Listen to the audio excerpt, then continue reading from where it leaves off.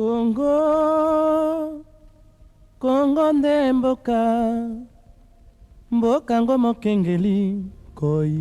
Depuis 1996, avec la guerre de l'Avdel, on dénombre plus ou moins 15 millions de morts en RDC. En novembre 2021, plus de 4 ans durant, la guerre a refait surface avec l'agression du territoire congolais par le M23. La violence déborde, les gens meurent, des femmes et des enfants sont violés à un grand nombre, de nombreuses personnes sont mutilées, torturées.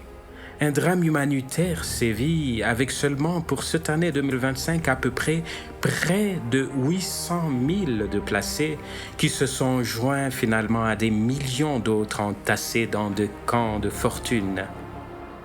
Les ressources naturelles du Congo, un des enjeux capitaux de conflits armés, sont volées, pillées à tour le bras. Des nations qui se disent civilisées, défendre les valeurs de la démocratie, des droits humains observent. Certaines font semblant de condamner, mais en réalité l'hypocrisie est grande. Par un bras la journée, elles financent par deux miettes l'aide humanitaire. Et le soir, par le deux bras, elles prêtent les armes et offrent des milliards aux agresseurs de la RDC parce qu'au fait, ce qui compte pour elles, c'est l'épingle qu'elle tire du jeu. Sous le feu et le sang, la ville de Goma au nord Kivu est tombée hier la nuit du 26 janvier 2025 sous l'emprise de l'agresseur. Le gouverneur de province était peut-être le dernier verrou qu'il fallait faire sauter. Il était tombé 3 jours avant dans des circonstances très moins claires.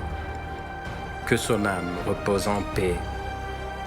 Sous les mêmes menaces, les populations du Sud Kivu voisin se sont levées ce matin du 27 janvier 2025 comme un seul homme pour dénoncer cette guerre injuste et de crier la complicité des puissances impérialistes occidentales.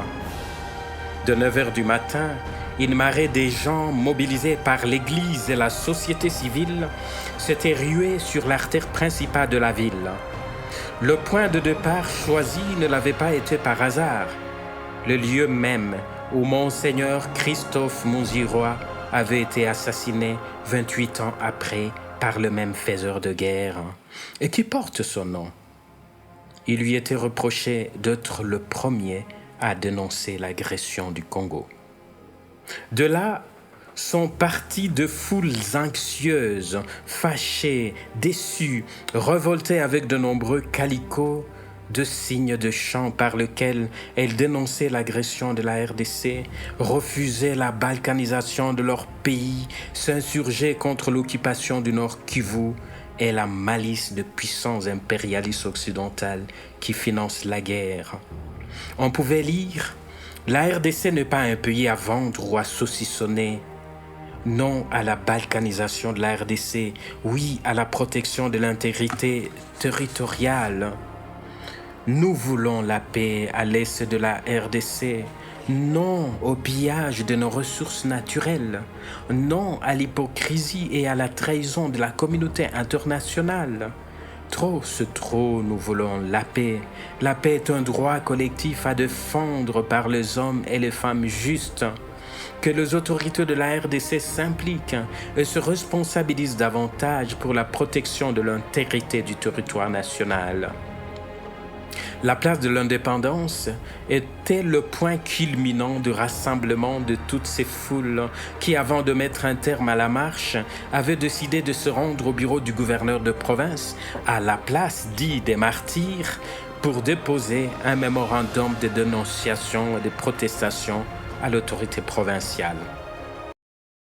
La société civile du Sud Kivu recommande 1. Au Conseil de sécurité des Nations Unies d'imposer la paix à travers une résolution contraignante sanctionnant les pays agresseurs, le Rwanda. De convoquer en toute urgence une conférence pour la paix en vue de mettre définitivement fin à la crise actuelle en invitant toutes les parties prenantes et en tenant compte de la participation de la société civile, les leaders religieux des provinces en proie à la guerre. Que les vrais amis du Congo, les véritables défenseurs de droit et de la démocratie écoutent la voix de cette foule, de ce peuple en détresse et soutiennent sa lutte pour la liberté et pour l'indépendance. Que vivent et s'unissent davantage les peuples africains qui luttent, qui combattent pour le bien-être et leur libération totale.